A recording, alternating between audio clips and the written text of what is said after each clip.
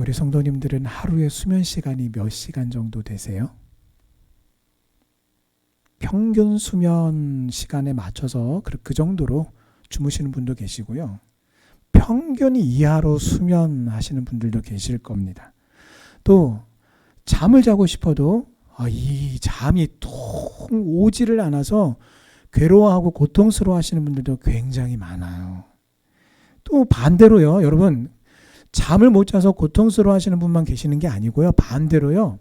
잠자는 시간이 아깝다라는 생각이 들어서 잠이 와도 잠을 쫓아내는 사람도 있어요. 앞에 있는 사람이 그런 사람 중에 한 사람인데 저만 그런 게 아니더라고요. 근데 이게 여러분, 근데 아무리 잠이 아깝다, 잠자는 시간이 아깝다 해서 그 잠자는 그 시간, 잠을 쫓아내도요. 여러분, 하루에 24시간이 잠을 쫓아내면 25시간으로 늘어나던가요? 그렇지는 않더라고요. 그래서 사람마다 제가 뭘 말씀을 드리냐면 수면 시간과 수면의 패턴이요. 참 다양해요. 참 천차만별이에요. 아니, 하루에 그만큼 자고 어떻게 삽니까? 라고 그렇게 이야기할 만큼 잠을 적게 주무시는 분이 있는가 하면 또 반대로 자도 계속 잠이 와. 이렇게 고통을 토로하는 사람도 있어요. 자, 그래서 여러분, 분명한 사실 한 가지는 잠을 많이 자든 또 사람마다 수면 시간과 평균 수면 시간만큼 잘 수도 있고 더 많이 잘 수도 있고 더 적게 잘 수도 있지만 분명한 사실 한 가지는 뭡니까? 다 어쨌든 잠을 잔다는 거예요. 정말 잠을 못 주무시는 분들도요. 순간순간 졸아요. 잠을 자요. 그래서 그게 단잠이든 쪽잠이든 혹은 낮잠이든 한잠이든 여러분, 잠을 안 자는 사람은 아무도 없습니다. 수면은 사람에게 반드시 필요합니다. 왜요? 생존을 위해서 필요해요. 또 건강을 위해서도 필요합니다. 만약에 사람이 잠을 안 자고 계속 깨어 있으면 어떻게 될까요? 여러분, 어떻게 알고 계세요? 죽어요. 참 신기한 게요. 여러분, 일반적으로 그래서 잠자는 시간이 얼마나 드나 하루에 24시간 중에 딱 봤더니 세상에 3분의 1이나 된단 말이에요. 8시간. 물론 거기서 더 적게 주무시는 분도 있고 더 많이 주무시는 분도 있겠지만 평균 수면 시간 7시간에서 8시간 정도를 이야기합니다. 그러면요, 하루가 24시간이니까 3분의 1. 하루에 3개 중에 하나를 뭘로 보내는 거예요? 잠으로. 아까워. 아까워. 여러분, 1964년에요. 랜디 가드너라고 하는 당시에 17살의 남학생이 실험을 했어요. 그래서 과학 박람회 출품할 요량으로 이 연구원들의 감독하에 실험을 진행을 했습니다. 어떤 실험이냐면 당연히 잠을 안 자는 실험을 해본 거예요. 사람이 언제까지 잠을 안 잘 수 있나? 그 목표 시간이 그 안 자는 날이 10하루 11일을 목표치를 삼았고요. 실험을 시작을 했습니다. 근데요, 놀랍게도 시간이 지나면 지날수록 어떤 일이 벌어졌냐면 집중력이 뚝 떨어지는 거예요. 그리고 기억력이 뚝 떨어집니다. 그래서 그런가? 네. 그리고 여러분, 깨어있는 시간이 자꾸 길어지면 길어질수록 기억력과 집중력뿐만 아니라 감정 기복이 매우 심하게 일어나는 거예요. 아니, 이 사람이 조울증이 있나 싶을 정도로 확 좋았다가 갑자기 안 좋아지는 거예요. 뿐만 아닙니다. 환각 증세가 나타났고요. 그래서 갑자기 헛것을 보고 누가 나를 찾아왔다 이렇게 환각 증세를 보이고 편집증까지 보이는 상태에 이르렀고요. 자, 마지막에는요, 언어 능력에 문제가 생겨서 말을 못하게 됐어요.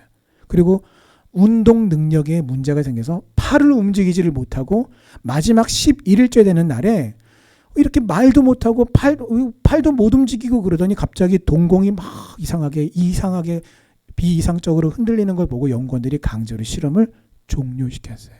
그래서 기네스북에도 올랐습니다. 11일을 잠을 안 잔 사람. 강제적으로 종료가 됐어요. 자, 그런가 하면 시카고 대학의 연구팀이 어떤 시험을 했냐면 똑같이 잠을 안 자면 어떻게 될까를 가지고 생쥐를 가지고 실험을 했습니다. 그래서 여러분 흐르는 그 물 위에 이 투명한 유리 원판을 놓고 그 원판이 계속 뱅글뱅글 돌아가게 하고 생쥐를 그 위에다 올려놨어요. 그러니까 돌아가니까 어떻게 합니까? 계속 생쥐가 움직이면서 잠을 못 자는 거예요. 근데 그렇게 하면서 먹이를 주었단 말이에요. 그래서 먹이를 섭취하는데도 불구하고 어떤 변화들이 일어났냐면 체중이 빠져가는 거예요. 살이 빠져요. 그리고 피부에 뭔가 종양처럼 병변이 막 일어나는 거예요.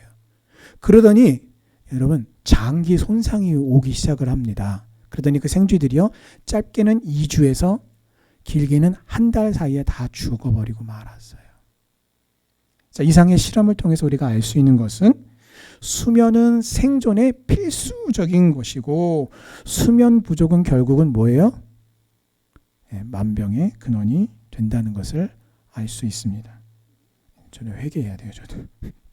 여러분 잠을 안 자면요 육체에 문제가 생길 뿐만 아니라 그 정신적으로도 문제가 생겨요. 자, 그런데도 왜 예수님은 오늘 말씀에 보시면 13절 말씀에 뭐라고 하셨습니까? 그러므로 뭐라고요? 깨어 있으라 라고 하셨단 말이에요. 아니 예수님, 수면이 이렇게 중요하고 이렇게 우리에게 필수적인 것인데 그러므로 깨어 있으라니요. 왜 예수님은 이렇게 말씀하신 걸까요? 비유의 말씀입니다. 왜 그렇다면 왜 예수님이 이런 말씀을 주셨는지에 대해서 우리가 참된 의미를 살펴보고 오늘 예수님께서 원래 의도하신 그 말씀의 의미를 우리가 살펴서 그 말씀대로 깨어있는 참된 복된 인생들 되시기를 주님의 이름으로 축원합니다. 자, 오늘 말씀은요, 열 처녀의 비유라고 불리는 그런 말씀으로서 예수님이 이 비유에 말씀하신 궁극적인 이유가 있습니다. 그것은 뭐냐면 천국에 가는 구원받는 믿음에 대해서 설명하기 위해서예요. 자, 우선 비유를 먼저 우리가 살펴본 후에 이 비유의 말씀이 의미하는 바들을 우리가 해석하여서 그리고 이해함으로 나에게 주시는 영적인 교훈을 여러분 꼭 믿음으로 받으시기 바랍니다. 배경은 유대인의 결혼식입니다. 결혼식이니 당연히 신랑과 신부가 등장하고요. 대신에 오늘의 말씀의 초점은 여러분 그 신부의 뒤에 있는 함께 있는 10명의 처녀들, 이 처녀들은요 들러리들이에요. 신부의 들러리들입니다. 이 들러리들에게 말씀의 초점이 맞춰져 있었어요. 자, 유대인들의 결혼 풍습은 결혼식 당일날 신랑은 신랑의 친구들과 함께 자기의 집에서 신부의 집을 향해서 출발을 합니다. 그리고 신부는 손님들을 자신의 친구뿐만 아니라 하객들을 신부의 집으로 초대해요. 그리고 거기서 잔치를 벌이고 먹고 마시고 춤을 추며 잔치를 즐깁니다. 자, 여기서 신랑은 당연히 재림의 날 다시 오실 예수님을 의미합니다. 그리고 신랑을 기다리는 10명의 처녀들, 즉 들러리들은요, 예수님의 재림을 기다리는 우리 성도 각각, 우리 한 사람 한 사람을 의미하는 거예요. 그리고 신부는 바로 주님의 신부인 교회 전체를 가리켜요. 그러니까 이 말씀이 무엇을 가리키냐면 우리의 구원은 뭉뚱그려서 받는 구원이 아니라는 거예요. 우리가 단순히 교회를 출석하고 나간다고 해가지고 나는 성도지, 누구누구 집사님, 누구누구 권사님, 누구누구 장로님, 누구누구 목사님 이렇게 불린다고 해가지고 우리가 단순히 구원받는 게 아니다라는 것입니다. 어떻게 해요? 오늘 이 말씀의 초점이 신부가 아니라 신부와 함께 있는 10명의 들러리들에게 맞춰져 있다는 것은 교회의 구성원인 성도 개개인의 신앙이 어떠해야 되는가, 여기에 따라서 구원을 받느냐 못 받느냐의 문제가 나뉘게 된다는 것이에요. 그래서 여러분 안타깝게도요, 이 안타깝고 또 놀랍게도 10명 중에 5은 지혜로웠는데요, 나머지 5은 우리가 미련하다라고 오늘 예수님께 평가를 받았어요. 여러분 성경에서 이렇게 미련하다라고 평가를 받았다고 해가지고 여러분 단정하지 마세요. 아이고 여기에 있는 5명의 이 미련하다라고 하는 이 처녀들은 믿음도 없고 교회도 안 다니고 직분도 못 받은 사람이네 라고 생각해서는 절대로 안 됩니다. 반대예요. 여러분 이 미련하다고 평가를 받은 처녀들이 무엇을 하고 있었습니까? 신랑을 기다리고 있었어요. 똑같이 다시 오실 예수님의 그 재림을 기다리고 있었던 믿음의 사람들, 믿음의 성도라고 불렸던 사람들이란 말이에요. 그들의 신분 역시 신부와 함께하는 들러리였다라는 것을 기억하십시오. 신부는 주님의 교회예요. 그리고 열처녀는 우리 교회 구성원인 성도 개개인을 가리켜요. 그래서 주님의 재림을 기다리는 성도인데 이 미련하다는 평가를요, 사실 다른 사람에게 받았으면 괜찮을 것 같아요. 근데 오늘 누구에게요? 예수님께, 재림의 주로 오시는 예수님께 미련한 자들이라고 평가를 받았단 말이에요. 좋아요. 미련한 자들이라고 평가받은 것까지도 좋습니다. 그렇게 핀잔을 듣고 혹은 꾸중을 듣고서 아이고 그래 이제부터 잘해라, 차라리 이렇게 말씀하셨다면 꾸중을 들어도 괜찮을 텐데, 여러분 오늘 이 꾸중을 들은 결과가 너무나 무시무시해요. 오늘 말씀에 보니까 비유의 말씀에서 무엇을 말합니까? 꾸중을 들은 자들마다 천국에 들어가지 못하고 지옥으로 갔다라는 것을 알 수 있어요. 그 이유가 도대체 무엇입니까? 아니, 오늘 비유에서 그 이유를 찾으면 다른 이유가 없어요. 여분의 기름을 준비했느냐, 준비하지 않았느냐, 바로 그 차이밖에 없어요. 여러분, 오늘 미련한 처녀들은 어떻게 했습니까? 등을 준비했어요. 등만 준비했어요. 근데 여분의 기름은 준비하지 않았어요. 대신에 이유를 모르겠지만 슬기로운 처녀들, 지혜로운 처녀들이라고 일컬어 불려졌던 사람들은 한 게 뭔가 봤더니 등과 함께 더불어서 여분의 기름을 그릇에 담아서 준비해 왔다라는 것입니다. 그 차이밖에 없단 말입니다. 자, 그래서 여러분, 똑같이 예배에 참석하고 똑같이 기도하고 똑같이 찬양하고 똑같이 말씀을 읽고 기도하고 신앙생활을 합니다. 그래서 신앙생활하는 겉모양만으로는요, 이 사람이 미련한 처녀인지 슬기로운 처녀인지를 알 수가 없어요. 오늘 하나님의 말씀을 통해서 나는 과연 지혜로운 처녀인지 아니면 나는 이 미련한 처녀인지, 나는 과연 어디에 속한 사람인지를 여러분 하나님의 말씀 앞에 나 자신을 있는 모습 그대로 비춰보아서 오늘 하나님의 말씀이 나를 향하여 교훈하시는 바대로, 책망하시는 바대로 나 자신이 만약에 미련한 처녀라면 깨닫고 회개하셔서 온전함과 구원받음을 향해 회개하고 새롭게 됨을 받는 우리 성도님들 되시기를 정말 간절히 주님의 이름으로 축원합니다. 여러분, 슬기로운 처녀들이 준비한 기름이 무엇을 의미하냐면 바로 성령님을 의미해요. 성령님. 즉 슬기롭다라고 주님께로부터 슬기롭다는 평가를 받은 이 성도는 외형적인 어떤 신앙생활뿐만 아니라 내면적으로도 신랑을 맞이할 준비를 완벽하게 했다는 것이에요. 자, 미련한 처녀들은 왜요? 그냥 등만 들고 있으면 되는 줄 알았어요. 이 등 안에 기름이 있었느냐 없었느냐? 있었어요. 이 등에 기본 그 기름이 들어 있었단 말이에요. 그러니까 어두워졌을 때 이 미련한 처녀들도 그 등에 불을 밝혔단 말이에요. 아니 등에 불까지 밝혔는데 아니 그 잠깐 기름 사러 갔다 왔다고 이렇게 버림받는 게 이게 합당한 것인가? 여러분, 비유의 핵심을 놓쳐서는 안 돼요. 그 내용의 비약적인 면이 아니라 그 비유에서 무엇을 강조하는지 한 가지 면을 강조하는 것이 비유의 핵심입니다. 그래서 여러분, 이 미련한 처녀들은 어떻게 해요? 이 여분의 기름을 준비하는 것에서 별로 중요하게 여기지를 않았다라는 게 사실이에요. 그럼 왜 중요하게 여기지 않았을까요? 몰라서요?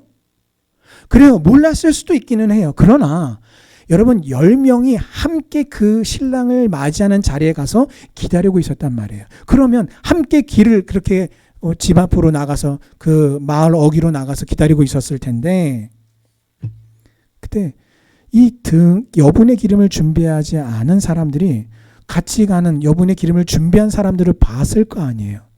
그 뭐야? 우리는요 여분의 기름을 준비해 왔어요. 분명히 봤단 말이에요. 그래서 몰랐다라는 말은 여러분 사실은 맞지를 않습니다.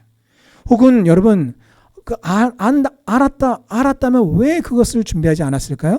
여러 가지가 이유가 있을 거예요. 귀찮아서, 알면서도 아이고 뭘 또 사러 갔다 오나, 분명히 이 안에 있는 기름만으로도 충분할 거야 라고 하는 자기의 생각, 자기의 기준, 자기의 소신, 자기의 확신을 가지고 신앙생활을 했기 때문에 구원받지 못한 거예요. 우리의 신앙생활의 기준은 내 생각, 내 판단, 내 소신이 아니에요. 어떤 상황과 어떤 순간에서도 여호와 하나님의 말씀이 우리 저와 여러분, 우리 성도님들의 신앙생활의 기준이 되기를 주님의 이름으로 축원합니다. 그래서 여러분, 어떤 분들은 그래요. 아이고, 신앙생활해도요 적당히 믿어야지 그 적당한 선을 넘어가면 광신도라고 그렇게 평가하시는 분이 계시더라고요. 예, 저 목사인 저 역시 여러분 잘못된 신앙을 가진 광신도가 되라고 하지 않아요. 그건 잘못된 거예요. 그러나 그 기준이 광신도냐 아니냐의 기준이 하나님의 말씀인 성경이 아니라 자기 기준이 되어서 내 기준으로 판단해서 광신도냐 아니냐라고 판단한 것은 잘못되었다라는 거예요. 왜요? 기준이, 판단의 기준이 잘못되었다라는 것입니다. 신랑을 기다리는 동안 나와 다르게 여분의 기름을 챙겨온 사람이 있다는 것을 알았어요. 그랬다면 잠깐 다녀와서 여분의 기름을 준비할 수 있었을 텐데도 어떻게 해요? 그걸 알면서도 못한 게 아니라 하지 않은 거예요. 그래서 오늘 예수님께로부터 어떻게 해요? 미련하다라는 평가를 받은 것인데 문제는 그 결과가 뭡니까? 세상에나 천국에 들어가지 못하는 무시무시한 결과를 맞이하게 된 거예요. 아이고 목사님 어떻게 이럴 수가 있습니까? 구원받은 다음에 구원을 취소하는 일이 어디에 있습니까? 성경에 보니까 한번 구원을 받으면 그 구원은 취소가 되지 않는다라고 그렇게 말씀하시던데요. 라고 반문하실 수 있는데요. 오늘 말씀을 자세히 보시면 이러한 우리의 생각이 잘못되었고 틀렸다라는 것을 알 수 있어요. 방금 그 기준은 맞아요. 한번 받은 구원은 하나님이 취소하지 않는다라는 말이 맞아요. 그러나 여러분 오늘 보세요. 잔칫집 문이 닫혔어요. 그 기름을 여분의 기름을 준비한 처녀들이 불이 꺼져가니까 하고 등에다가 기름을 다시 보충을 하고 그렇게 계속해서 그 자리를 이탈하지 않고 신랑 맞이할 준비를 하다가 신랑이 왔어요. 그래서 함께 그 지혜로운 처녀 5은 잔칫집 안으로 들어가고 문이 닫힙니다. 그리고 그 사이에 불이 꺼질 것 같으니까 기름을 사러 다녀온 이 미련한 처녀들이 갔다 오니까 어떻게 해요? 신랑이 이미 잔치집으로 들어가 버렸네요. 우리 왔어요. 좀 열어주세요. 라고 문을 두들깁니다. 자, 그러자 이 미련한 처녀들을 향해 예수님이 뭐라고 말씀하십니까? 진실로 너희에게 이르노니 내가 너희를 알지 못하노라. 이게 무슨 뜻이에요? 이 미련한 처녀들은요, 애초에 구원받은 적이 없다는 거예요. 여러분, 여기서 우리는 경악해야 됩니다. 똑같은 교회를 나오고 한 자리에 앉아서 예배를 드리고 말씀을 듣고 찬양하고 기도하고 성도는 이렇게 살아야 됩니다라고 하는 기준을 가지고 우리가 신앙생활 해 나가는데 그 같은 자리에 있었던 사람들이 오늘 주님이 그들을 향해 뭐라고 말씀하세요? 내가 진실로 너희를 알지 못하노라 라고 말씀하세요. 애초에 이들은 신랑과 아는 사이가 아니었다라는 거예요. 이건 뭘 의미합니까? 여러분 구원받지 못한 채 똑같이 우리가 신앙생활하고 직분받고 교회에서 중직을 맡고 중요한 일들과 사명과 헌신과 봉사를 할 수도 있다라는 거예요. 무서운 이야기입니다. 주님이 나를 잘 아시고 내가 구원받은 것은 예수님이 여러분 오늘 그 여분의 기름을 준비한 처녀들은 어떤 순간을 맞이합니까?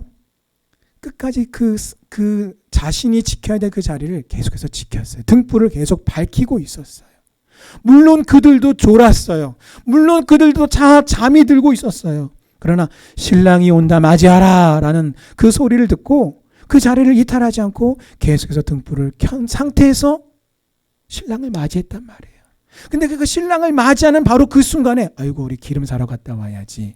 뒤늦게 깨닫고서 이제 좀 뭔가 개선해야지. 좀 바꿔봐야지. 잘 살아야지. 제대로 해봐야지. 그렇게 하고 자리를 이탈했던 사람들이 어떻게 됐어요? 버림받았단 말이에요. 애초에 내가 너희를 알지 못한다라고 주님이 그렇게 말씀하신단 말이에요. 이것은 무엇을 의미합니까? 무엇으로 주님이 그렇게 평가하시는 겁니까?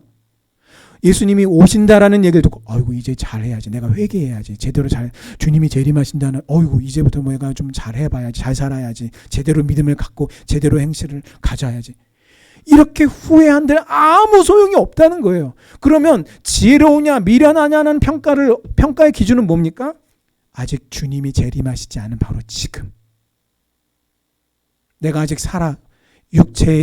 내 육체가 호흡을 하고 이 땅에 발을 디디고 있는, 살아있는 바로 지금이 바로 그 기름을 준비할 때라는 것이에요. 신랑이 더디옴으로 신랑을 기다리던 10명의 처녀들이 다 졸았어요. 근데 이때 그 등에 들어있던 기름이 이제 다 돼가니까 등불이 이제 꺼질라고 막 합니다. 자, 이때 여분의 기름을 준비했던 처녀들은 기름을 보충하죠. 자, 근데 상황이 어때요? 똑같은 시간에 똑같은 등을 들고서 불을 밝히니까 아니 기름을 준비하지 않은 사람들의 등불도 꺼져간단 말이에요. 그러자 그들이 어떻게 합니까? 아이고 우리 좀 도와줘, 좀 나눠줘. 근데 여러분 기름을 나눠줘야 안 줘요? 아이고 야박하네 세상에, 인심이 뭐. 여러분 인심의 문제가 아니에요. 그것은 오늘 말씀의 포인트를 놓치는 거예요. 나눠줄 수 없으니까 나눠주다가 우리 것까지도 다 떨어질까 하니 가서 빨리 사와 라는 이야기가 무엇이에요? 여기서 말씀하고 의미하는 바는 뭐냐면요, 말세의 때에 기름, 성령의 충만을 받고 성령과 함께 더불어 동행하는 것은 우리 각각 개개인이 하나님과 나 사이에서 해결할 문제이지, 내 부인이 믿음이 좋다고 해서 나도 자동적으로 여러분 성령 충만 받고, 내 남편이 믿음이 좋다고 해서 내가 자동적으로 성령 충만 받는 게 아니라는 거예요. 아이고 제 친한 친구가 서울의 큰 교회 목사입니다. 저한테 그렇게 자랑이면 자랑이고 그 사람이 내 마치 보증수표입니다 라는 의미로 말씀하시는 분들을 참 많이 만났어요. 근데 그분들은 한결같이 온전한 믿음 생활하지 않고 오히려 교회에서 상처받은 일 때문에 목회자를 욕하고 성도들을 욕하고 교회를 욕하고 비난하고 싸잡아서 안타까워요. 그 안에 상처만 가득해요. 기름을 나눠줄 수 없단 말이에요. 그래서 여러분 어떻게 합니까? 기름을 준비하려고 그제서야 신랑이 오는 그 순간에 그 자리에 없었단 말이에요. 여러분, 그러므로 신랑이 오는 그날과 그 시는 아무도 모르므로 주님이 오늘 그러므로 깨어 있으라. 그러므로 그 기름을 미리 준비한 삶을 살아라. 그 기름을 준비하여 이 어둠을 밝히는 믿음의 삶을 살아라 라고 말씀을 하십니다. 오늘 이 비유가 우리에게 주신 교훈은 무엇일까요? 첫 번째, 신랑은 반드시 옵니다. 오늘 예수님은 반드시 다시 오십니다. 재림의 주로 오시고 심판의 주로 오십니다. 예수님의 재림은요, 막연한 게 아니에요. 근데 문제는 신랑이 더디옴으로 사람들은 그렇게 평가했어요. 야, 신랑이 와야 되는데 안 오네? 여러분 그럴 때 있죠. 심부름을 보내놨는데 이 갔다 왔어도 이미 벌써 왔을 것 같은데 어쨌든 왜 이유는 모르지만 안 올 때가 있단 말이에요. 그러면 기다리는 사람은 답답해요? 안 답답해요? 답답해요. 아유, 내가 갔다 왔으면 벌써 12번도 갔다 왔겠다 막 이러면서 답답해하죠. 여러분 어떤 이유에서인지는 모르지만 우리 기다리는 사람의 관점에서는 더디 온다라고 판단할 수 있어요. 그러나 여러분 더디 오시는 게 아니에요. 하나님의 때가 차기를 우리 주님도 기다리고 계세요. 근데 문제는 사람들은 그렇게 평가한단 말이에요. 아이고 신랑이 더디 오네. 아이고 예수님이 더디 오네. 근데 그 더디 오네 라면서 더 나가서는 여러분 비판하는 사람들 뭐라고요? 안 와. 오긴 뭘 와? 이렇게 이야기한단 말이에요. 그러나 여러분 사람들은 예수님이 더디 온다고 불평하고 원망하지만 아닙니다. 그럴수록 우리는 어떻게 돼요? 준비를 철저하게 해야 돼요. 오직 주님이 다시 오심을 소망하고 믿음으로 기다리던 수많은 믿음의 선진들이 여러분 그 핍박 가운데 고문 가운데 죽음 속에서도 우리 주 예수 그리스도를 신랑 되신 그 주님을 믿음으로 바라보고 기다렸다라는 것을 여러분 기억하시기를 바랍니다. 그래서 똑같이 오늘 저와 여러분도 이 소망 가운데 내 신랑 되시는 우리 주님을 우리 믿음으로 소망으로 기다리는 우리 성도님들 되시기를 주님의 이름으로 축원합니다. 자, 두 번째는요. 오늘 저와 여러분들, 성도인 저와 여러분들은요, 신랑을 기다리는 열처녀라는 거예요. 그래서 여러분, 제가 열처녀라 그랬지 지혜로운 처녀라고 그렇게 말씀드리지 않았어요. 내가 미련한지 슬기로운지는 어떻게 해요? 오직 오늘 이 하나님의 말씀에 의해서 그 진위 여부가 가려지는 거예요. 섣불리 판단하지 마세요. 나는 지혜로운 처녀지라고 섣불리 판단하지 마십시오. 반대로 나는 이제 예수 믿은 지 얼마 되지도 않고 나는 미련한 처녀인가, 이렇게 섣불리 판단하지 마십시오.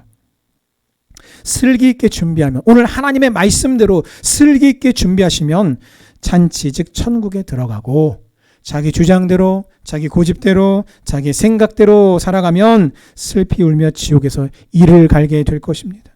슬기 있는 삶이란 하나님의 말씀인 성경의 가르침대로 준비하고 기다리는 것입니다. 그러므로 가장 중요한 것은 뭐예요? 13절 말씀대로 깨어있는 것이에요. 그 깨어있는 것의 가장 중요한 것은 무엇입니까? 기름을 준비하는 거예요. 언제 준비합니까? 아까 말씀드렸잖아요. 여러분, 이 앞에 있는 여기 이 목사가 이렇게 지금은요, 막 이렇게 살아서 막 움직이고 설교도 하고 막 말을 하는데, 사람은 누구나 똑같습니다. 이렇게 움직이고 말을 하고 설교를 할 수 있는 이유가 무엇입니까?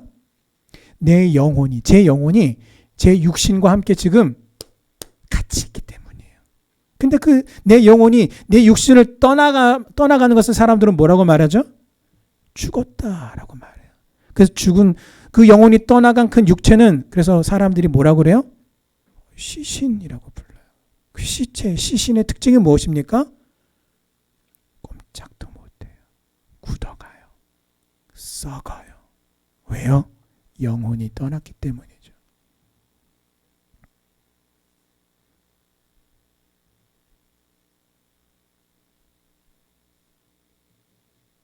그러므로 여러분, 우리가요, 잠들지 말고 깨어서 그 기름인 성령을 우리가 받아야 된단 말이에요. 기름을 준비해야 돼요. 여러분, 요즘은요, 주유소를 가도 기름 다 살 수 있고요, 방앗간을 가도 기름을 살 수 있어요. 그게 어떤 종류의 기름이든지 간에. 근데 예수님이 말씀하신 기름은 대체 무엇입니까? 성령님이에요. 그 기름은 우리를 도우시는 보혜사이시고 진리의 영이시며, 우리가 기도함으로써 구할 수 있는 성령님께, 하나님 아버지, 내가 성령 충만 받기를 원합니다. 간절한 마음으로 성령 충만을 구하고, 여러분, 매달려서 기도할 때에 하나님이 우리에게 약속하셨어요. 무엇을요? 성령 충만을 주시겠다고 약속하셨단 말이에요. 따라서 여러분, 그 약속의 말씀을 믿고 구하는 자에게 자마다, 예수 그리스도를 나의 구주로 믿고 영접한 모든 자에게 하나님이 성령을 선물로 주셔서 성령님이 나를 떠나지 아니하시고 내 안에 계신데, 문제는 성령이 내 안에 계시는데 거의 내가 다 주도하면은요, 성령님께서 여러분 신음하세요. 믿음의 백성의 본분은 내 안에 계신 성령님이 나를 주관하시도록 해야 되는데, 그러기 위해서는 어떻게 해요? 성령의 충만을 우리가 받아야 된다는 것입니다. 그래서 여러분 믿음으로 하나님 앞에 성령 충만을 간구하시기를 바랍니다. 자, 세 번째로요. 그러면 그 믿음이란 어떻게 판단이 되는가? 아니, 오늘 이 비유의 말씀이 천국에 가는 믿음이냐, 천국에 가지 못하는 믿음이냐, 이것을 구분하는 말씀이라고 하는데, 그렇다면 그 믿음이란 무엇으로요? 성령이 있느냐 없느냐, 내 안에 성령님이 계시냐 계시지 않느냐로 구분한다라는 것을 알아야 합니다. 하나님은요, 사람의 외모를 보지 않으세요. 사람의 어떻게 해요? 중심을 보신다고 했어요. 여러분, 내 중심에 뭐가 있는 거예요? 심장이요? 아니에요. 하나님은 우리의 중심을 보신다는 이야기는요, 성령님께서 내 안에 계신지 아니 계신지를 하나님이 보신다라는 거예요. 그래서 여러분, 신랑이신 예수님이 오시는 그날에 잔치에, 결혼 그 잔치에 들어갈 수 있는 그 구별법은요, 그 사람 안에 성령이 계신지 아니 계신지로 구별합니다. 성도님, 성령의 충만과 성령의 임재를 받으시기를 바랍니다. 그래서 성령 충만은 무엇입니까? 성령님의 강력한 임재예요. 예수님이 이 땅에 오셔서 사역하실 때도요, 예수님 역시 성령으로 사역하셨어요. 성도가 교회에서나 가정에서, 사회에서, 이웃들과의 관계 속에서 하나님의 그 믿음의 일을 다 감당할 때 모든 그 일들이 성령으로 일해야 합니다. 설교도, 전도도, 기도도, 찬양도, 여러분 교회에서 하는 모든 봉사도요, 성령으로 해야 합니다. 이 모든 것을 성령으로 하려면 필수적으로 어떻게 해요? 하나님과 내가 화목한 관계여야 돼요. 자, 헷갈리실까 봐 다시 말씀을 드립니다. 예수를 믿고 죄 사함을 받으면 하나님과 화목해져요. 죄의 문제가 해결이 되기 때문에. 그러나 문제는 구원받은 이후에도 어떻게 해요? 우리가 자범죄를 짓는단 말이에요. 죄를 지을 수 있단 말이에요. 근데 그 문제를, 죄의 문제를 어떻게 해요? 예수 그리스도의 보혈을 의지하여 전심으로 진심으로 회개함으로써 하나님과 화목한 그 관계와 교제권을 계속해서 유지해야 된단 말이에요. 그래서 이것을 위해서는 날마다 예수님의 보혈을 의지하여 회개함으로 죄를 멀리하고 하나님의 그 거룩하신 성품을 닮아가야 합니다. 그러나 이 역시 어떻게 해요? 성령님의 도우심으로만 가능한 일이에요. 여러분, 예수님을 믿고 구원받으면 성령을 선물로 받습니다. 그리고 성령이 임한 사람은요, 특징이 있어요. 아름답게 변해 갑니다. 자, 그러므로 우리 성도님들 항상 성령님을 생각하고 기억하고 사시기를 바랍니다. 우리 성도님들에게는 성령님이 함께하고 계십니까? 아멘. 함께 하시기를 바랍니다. 근데 문제는요, 확인해 보셔야 돼요.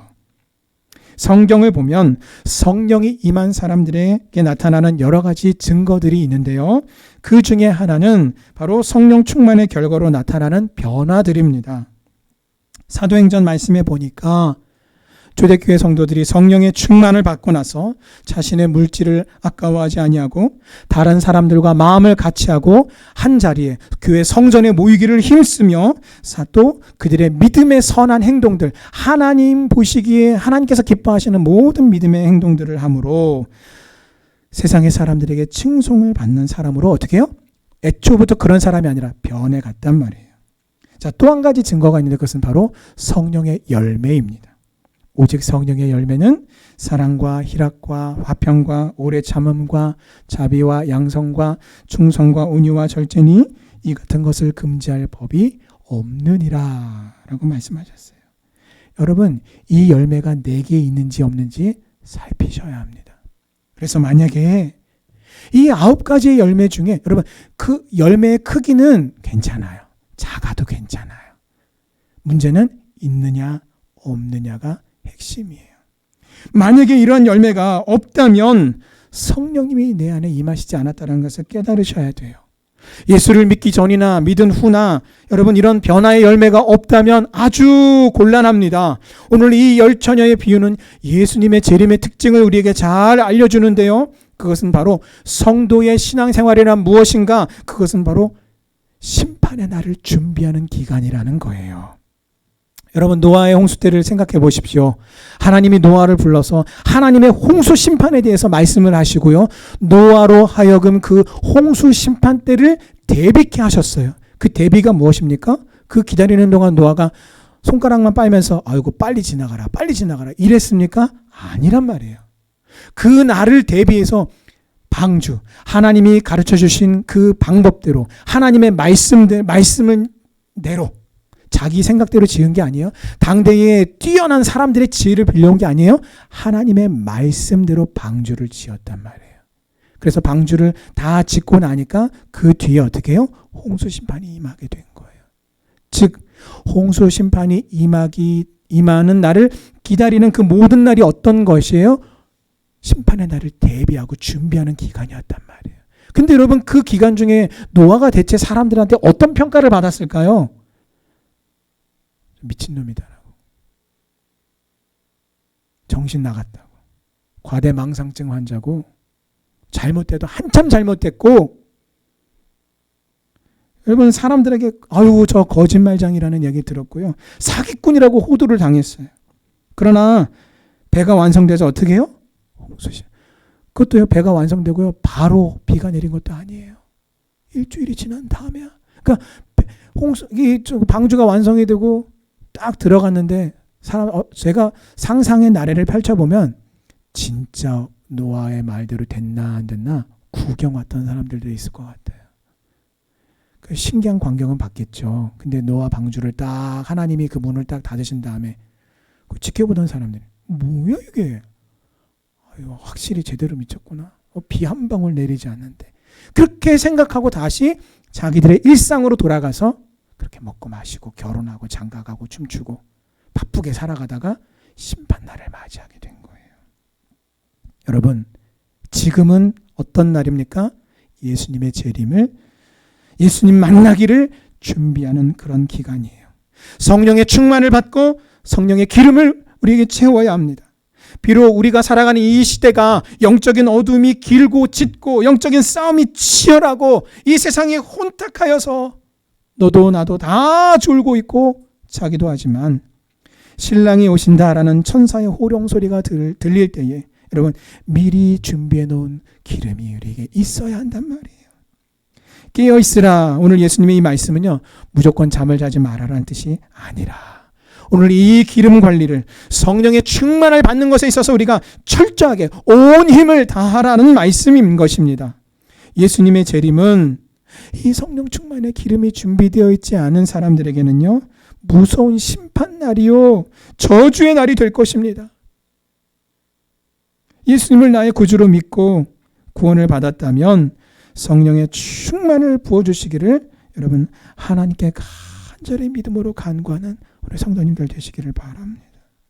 그래서 예수님이요, 마태복음 24장 13절에 끝까지 견디는 자는 구원을 얻으리라 라고 말씀하셨어요. 끝까지 견딘다는 얘기는 무슨 말이에요? 중간에 등불을 계속해서 들지 못하고 중간에 기름 사러 간 사람들은 버림받는다는 이야기예요. 천국에 들어간다는 것이 단순히 그렇게 단순하지만은 않다는 얘기예요. 예수 그리스도를 믿는 그 믿음 가운데 끝까지 인내하고 믿음 가운데 소망하고 믿음으로 인내하고 믿음으로 기도하며 그 재림의 날을, 신랑 되신 예수님을 기다려야 된다는 것입니다. 계시록 말씀에 여러분, 이기는 자와 끝까지 내 일을 지키는 그에게 만국을 다스리는 권세를 주리라. 예수님이 약속하셨어요. 마지막으로 오늘 비유를 통해서 우리가 알 수 있는 것은요, 형식적인 믿음은 절대로 하나님께 인정받을 수 없다는 것입니다. 여러분, 안타깝게도요, 믿음을, 겉만을 꾸미는 사람들이 없어야 되는데 있어요. 그러니까 이런 사람에게는 성령이 없어요. 우리의 내면에 성령님이 계셔야 그것은 올바른 믿음이요, 구원받을 믿음입니다. 그런데 믿음이란 어떤 것인가? 내적인 것이면서도 영적인 문제예요. 영적인 것이에요. 자, 그러나 동시에 이것을 여러분, 우리가 이 믿음은 혹은 구원은 영적인 것이고 내적인 것이지 이렇게만 치부하면 어떻게 잘못된 신앙생활을 갖냐면, 내가 하나님 앞에 기도할 때는 세상 신실하게 기도하지만 실제로 삶에 살아가면서 여러분, 이웃들에게 막하고 험한 말하고 험한 행동하고 그 인격이 전혀 예수님을 닮아가지 못하는 변화 없는 사람, 이게 뭐예요? 기름이 없는 사람의 특징이란 말이에요. 외형적인 신앙생활이란 말이에요. 우리 내면에 또 우리의 인격에 예수님을 닮아 성숙하는 것이에요. 우리의 내면뿐만 아니라 우리의 외면이 함께 예수님을 닮아가면서 성령의 열매가 맺혀가는 것이에요. 그래서 여러분, 오늘 이 미련한 5처녀는요, 형식적인 믿음을 가진 사람으로서 결과적으로 보니까 구원이 없었단 말이에요. 말씀을 맺겠습니다. 구원받을 슬기롭고 올바른 믿음을 지닌 사람은 성령의 충만을 구하고 성령 충만 받으며 성령의 인도하심을 따라 행하는 사람입니다. 하나님의 말씀인 성경대로 순종하며 하나님과 살아있는 그런 영적인 관계와 영적인 교제를 말씀 생활과 기도 생활을 통해서 누리는 살아있는 믿음을 지닌 사람이에요. 이것이 바로 바르게 믿는 사람에게 나타나는 올바른 삶의 모습인 것입니다. 그러므로 오늘 우리에게 주신 이 예수님의 말씀대로 행하셔서 어떻게 해요? 그러므로 항상 깨어 있어서, 깨어 있다는 얘기는 불을 계속 밝히라는 거예요. 근데 그 불을 밝히려면 뭐가 필요해요? 반드시 기름이 있어야 돼요. 기름이 없는 심지는요, 결국은 타들어가다가 꺼져버려요. 성령 충만을 받으시고 성령의 인도하심 속에서 하나님의 이 말씀대로 이루어지기를 기도하고 믿음으로 기다리며 소망으로 충만하게 되는 우리 성도님들 다 되시기를 주님의 이름으로 축원합니다. 아멘. 기도하시겠습니다.